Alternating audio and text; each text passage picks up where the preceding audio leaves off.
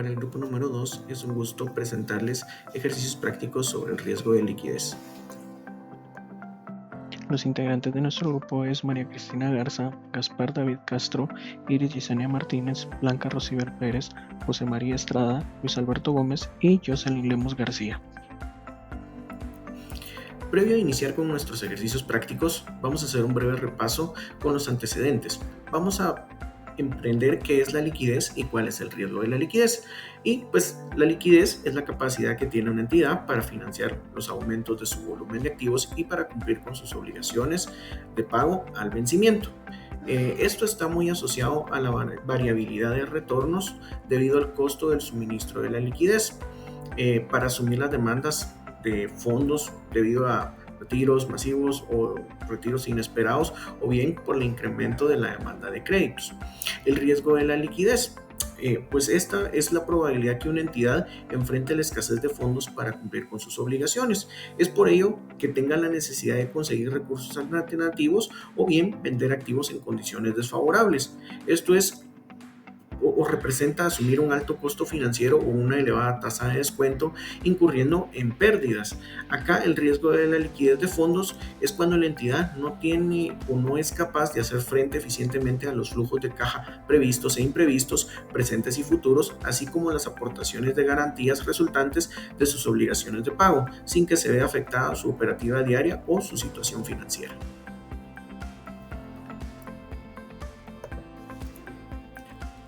Para el ejercicio que vamos a ver, vamos a entender el riesgo de la liquidez y pues este se enfrenta cuando el supervisor exige a los bancos requerimientos de liquidez prudentes y adecuados que reflejen las necesidades de liquidez del banco.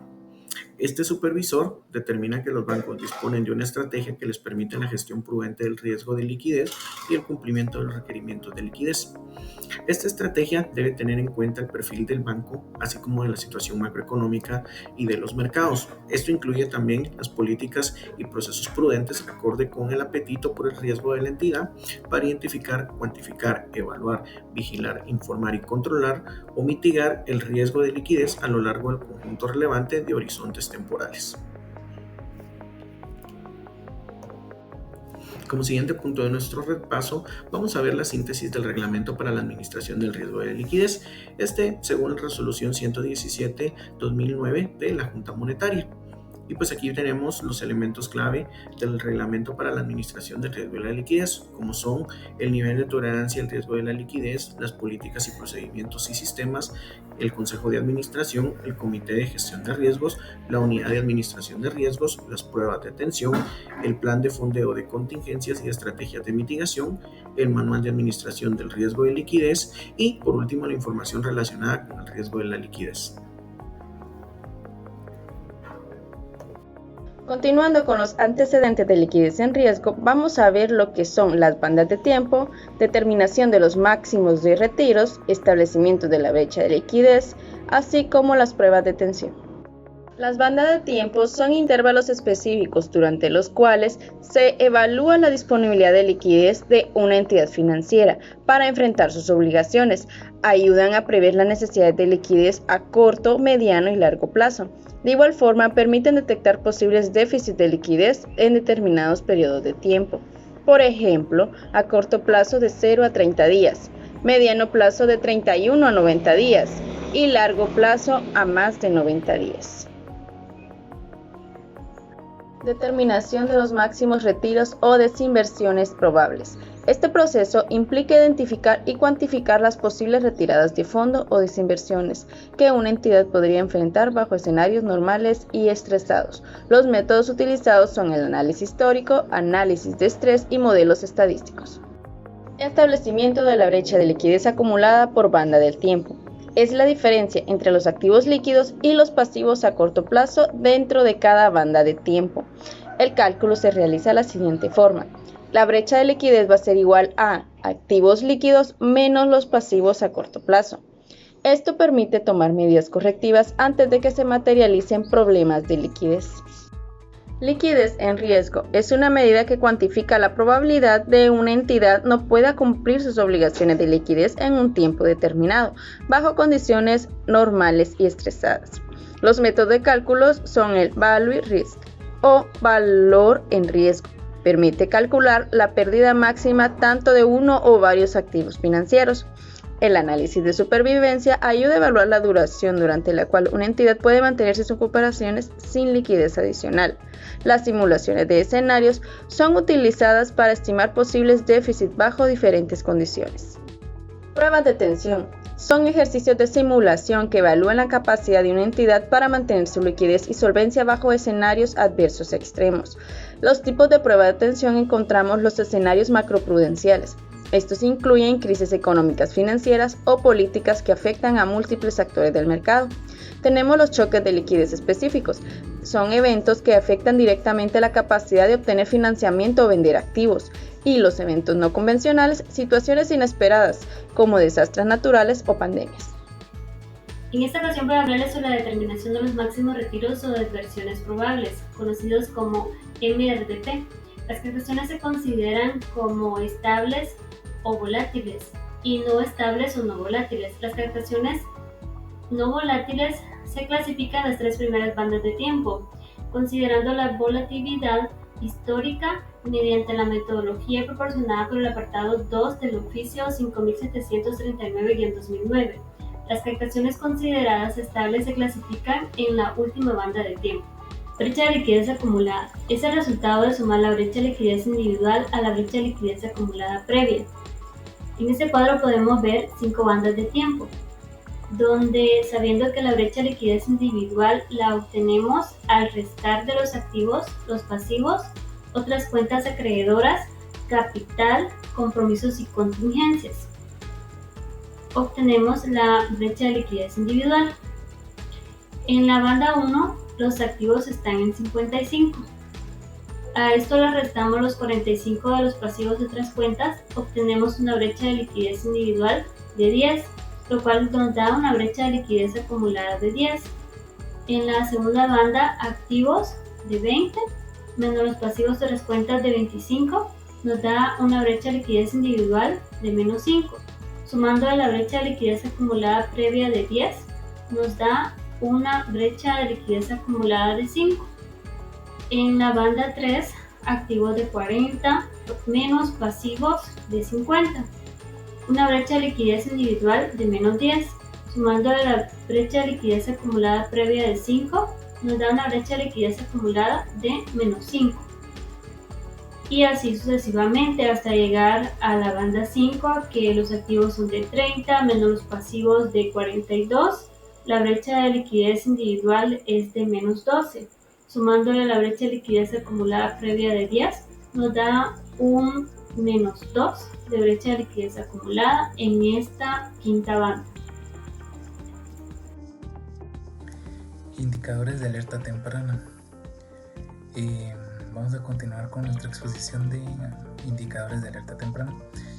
Tenemos varios puntos. Los primeros son la definición de indicadores de alerta temprana, que son herramientas para detectar riesgos y vulnerabilidades en la detección de riesgos de liquidez. También tenemos el reconocimiento de riesgos, que se enfoca prácticamente en la posición de liquidez y posibles necesidades de financiamiento. Esto quiere decir que el reconocimiento de riesgos de liquidez se enfoca en revisar cómo estamos en los indicadores de liquidez y si es necesario adquirir algún financiamiento para cubrir la liquidez, ¿verdad? Esto sucede más cuando tenemos más cuentas por cobrar, una alta cartera de cuentas por cobrar, pero no tenemos efectivo, no se puede liquidar esa cartera. También tenemos identificación de tendencias negativas que monitorean patrones que pueden indicar problemas. Si nosotros evaluamos, por ejemplo, una cuenta por cobrar de forma gráfica lineal, podemos detectar si nuestra cartera se está cobrando, se está disminuyendo o si está aumentando conforme avanzan los meses, ¿verdad? Y si hay tendencias negativas, quiere decir que la cartera está vencida y ya no se puede cobrar, o se está volviendo positiva o se está reduciendo. También tenemos la evaluación de respuesta, permite a la dirección actuar preventivamente. También tenemos la reducción de exposición, que minimiza el riesgo de exposición a algún riesgo de liquidez.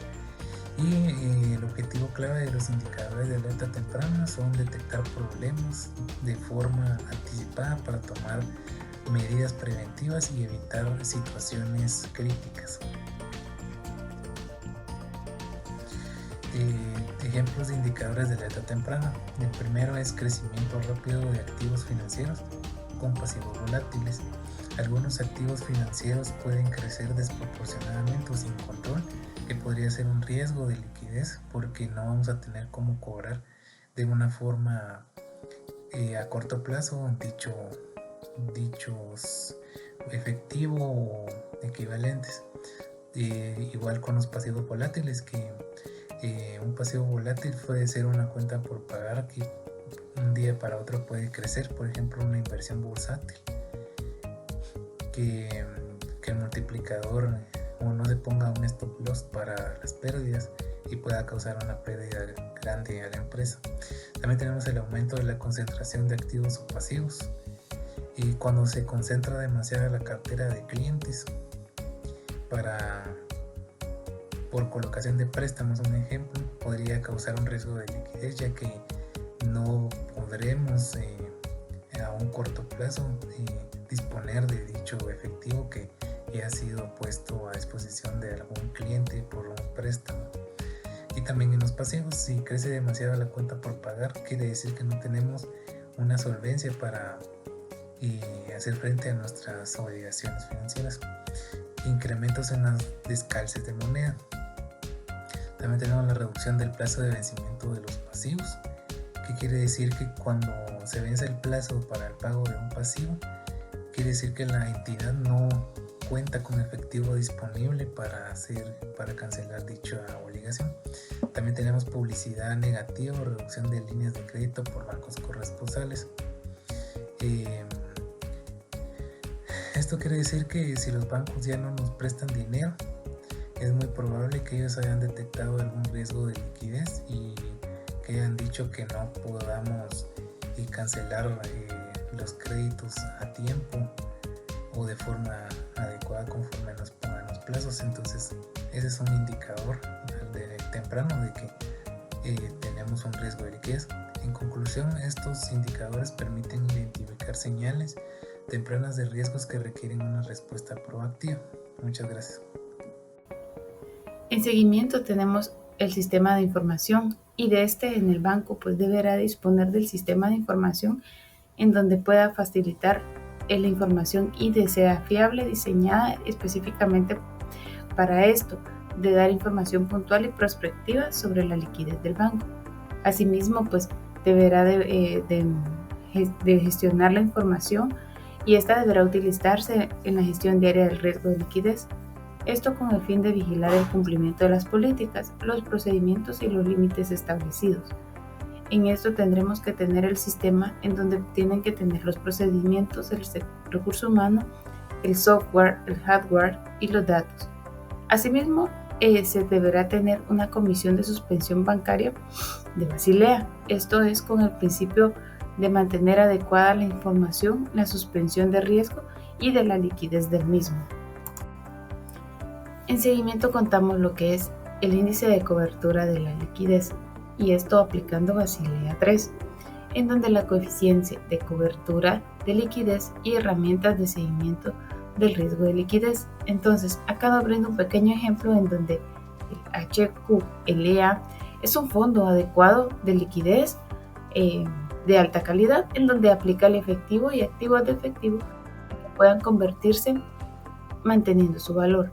Asimismo, pues las salidas netas de efectivo, las salidas de efectivo esperadas totales e ingresos de efectivo esperados totales. Esto sería igual o mayor al 100%. En el caso de que exista un 75% de salidas, entonces genera una cierta tensión, y aquí aplica lo que indica que en el fondo de activos líquidos de alta calidad de HQLA, esto deberá permitir que el banco pueda sobrevivir hasta el día 30 del escenario de la tensión.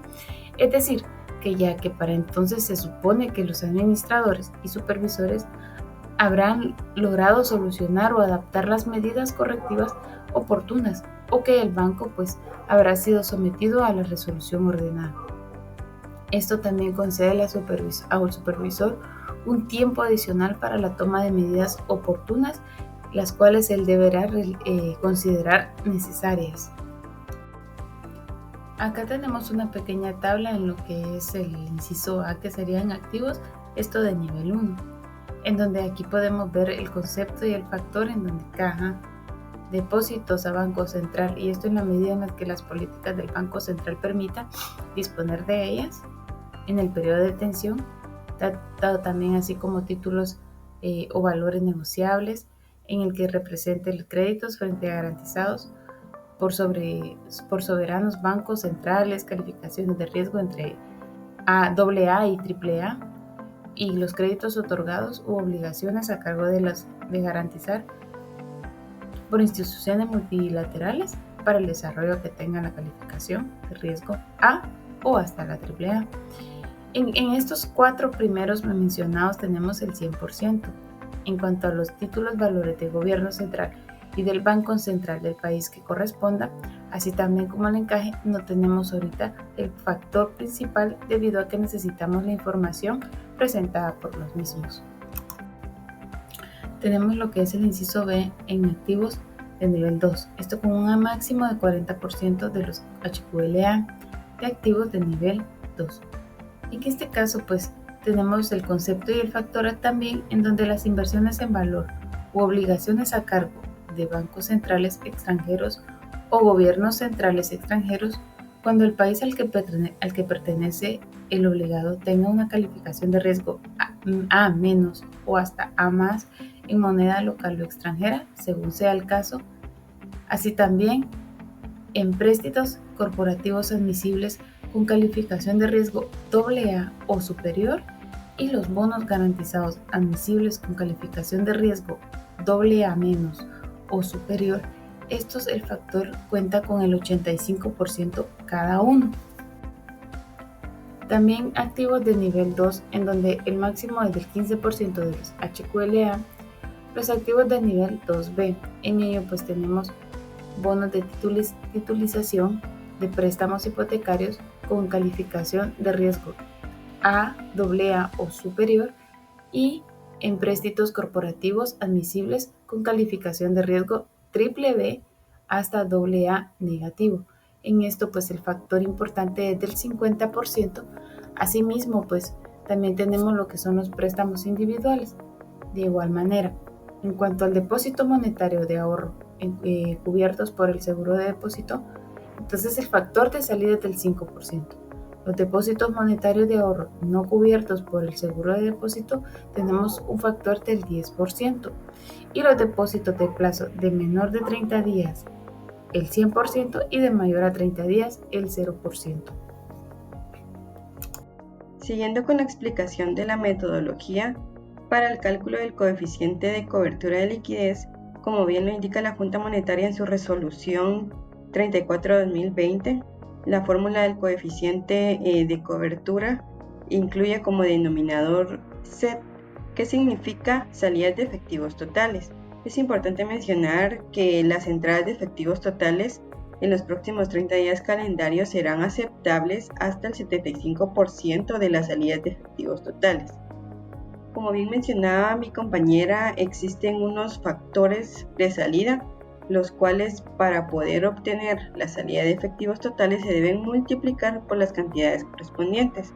Para ello les voy a mencionar los factores de las personas jurídicas o entes de gobierno, por ejemplo, depósitos monetarios y de ahorro cubiertos por un seguro de depósito va a ser un 5%, no cubiertos por el seguro de depósito un 10%. Estos van a estar ambos hasta 5 millones de quetzales. También los depósitos a plazos mayor a 30 días con un 100%, mientras que mayor a 30 días un 0%. Los depósitos monetarios y de ahorro institucionales tienen un factor de 25%. Los créditos obtenidos del exterior con vencimiento menor a 30 días, las obligaciones financieras con vencimiento menor a 30 días, cuentas por pagar en los próximos 30 días y otras obligaciones en los próximos 30 días ambas tienen un 100%. También la Junta Monetaria nos detalla lo que son las financiaciones garantizadas. Para ello tenemos en operaciones de reporto respaldadas por activos de nivel 1 con cualquier contraparte un 0%, y las operaciones de reporto respaldadas de activos de nivel 2A o AA con cualquier contraparte un 15%. Siguiendo con los factores de salidas de efectivo, tenemos también lo que son los requerimientos adicionales que tenemos para los dividendos comunes y preferentes con vencimiento hasta 30 días, también un 100%. Como parte actual no dispuesta en las facilidades de crédito comprometidas, con márgenes de tarjeta de crédito un 5%, mientras que con créditos concedidos pendientes de desembolsar, bancos sujetos a supervisión prudencial y otras instituciones financieras tenemos un 100%, al igual que con las cartas de crédito de importación, cuyo vencimiento programado está dentro de los próximos 30 días, también tenemos un 100%, y en las salidas de efectivo y en la salida de pagos contractuales de intereses un 100%. Como mencionaba, en la fórmula del coeficiente también se encuentra como denominador el EET, que significa entradas de salida de efectivo, y para ello voy a mencionar algunos factores importantes que nos detalla la Junta Monetaria, que son los vencimientos de la cartera de créditos en los próximos 30 días con un 50%, y los ingresos por intereses en inversiones en soberanos, bancos centrales o instituciones un 100%, intereses por depósitos de entradas financieras o depósitos a la vista también con un 100%, y otros ingresos a percibir también con un 50%, todos ellos próximos a 30 días. Buen día, licenciado Pellicer y maestrandos. Tengo el gusto de presentarles el caso de cálculo del índice de cobertura de liquidez, LCR, que la Superintendencia de Bancos presenta como el ente regulador de los bancos del sistema. Cabe mencionar que el riesgo de liquidez también se da en las demás entidades productivas, industriales, que obviamente poseen activos, entradas y salidas de efectivo. Muy bien, de esta manera vamos a presentar la resolución del caso en este tema de activos líquidos de alta calidad. Bueno, acá están los conceptos y los factores. Se utilizaron factores de porcentajes de algunas presentaciones anteriores. El saldo, suponiendo estos de 100, 50, de 10,000, por ejemplo, el de total activos admisible de nivel 1 suma 1.810.000, ¿sí? Bueno, se realizaron los diferentes cálculos, dando un total de 1.682.500 en el tema de activos líquidos de alta calidad. Ahora vamos a iniciar con el tema de los activos del nivel 2. Está el nivel 2A y el nivel 2B, ¿sí? Entonces acá, por ejemplo, el bono del tesoro es el 0%, obviamente siendo los cálculos 0%. Activo del nivel 2, también, bueno, acá es el 50%, de los 35.000, 17.500, ¿sí? Bueno, al final se suma también de la presentación anterior, que es el total de activos líquidos de alta calidad. En total, 1.700.000. Siguiendo con la resolución del caso, en salidas de efectivos totales, tenemos personas individuales y personas jurídicas, ¿sí? Bueno, por ejemplo, en total de personas individuales, todas las operaciones como depósitos a plazo con vencimiento residual, suman 18.500.000 quetzales saldo, ¿sí? Realizando los respectivos cálculos, nos da en cantidad admisible para el cálculo 5.400.000. Ahora en personas jurídicas, que también son las mismas operaciones, obviamente, porque solo que son personas jurídicas, acá suman 7.555.000, y realizando el cálculo nos da 965.000 quetzales. Muy bien, siguiendo con el tema de la salida de efectivo, en financiación garantizada y requerimientos adicionales, tenemos 100.000 en financiación garantizada y 120.000 en saldo en requerimientos adicionales. Realizando los cálculos que da la CIP, da 70.000 quetzales. En total, 6.435.000, lo que suma, tomando en cuenta la parte anterior del total de salida de efectivo. Bueno, así como hay salidas, también hay entradas. Entradas de efectivo totales También tenemos factores de entrada, que era la CIM, el porcentaje obviamente. Tenemos en total de entradas efectivos 6.530.000 quetzales, realizando obviamente los cálculos de los 7.040.000 quetzales. Bueno, así como hay salidas, también hay entradas, entrada de efectivo. Muy bien, ahora vamos a presentar el cálculo del índice de cobertura de liquidez LCR. Este es lo último, ¿no? Se toma en cuenta todas las diapositivas anteriores, activos, por ejemplo, el total de los activos líquidos de calidad, que fueron 1.7, la salida de efectivos totales, que fueron de 6.835.000, entrada de efectivos totales, se recuerdan que habíamos presentado también la tabla, 6.530.000 quetzales, y para calcular el porcentaje de entrada de efectivo sobre salida de efectivo, acá se divide obviamente en la entrada de efectivos totales a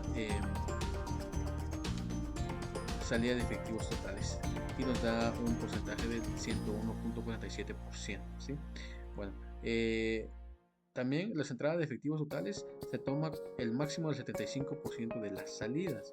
Entonces acá prácticamente estamos tomando en cuenta los 6.435.000 de salida de efectivo por el 75%, nos da un total de 4.826.250.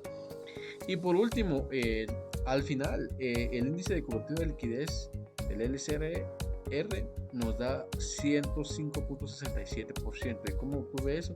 Acá dice que se divide el activo líquido de alta calidad a salida de efectivos totales, y se resta también lo que nos dio en entrada de efectivos totales del máximo del 75% de las salidas, y nos da como resultado el 105.67% únicamente, amigo.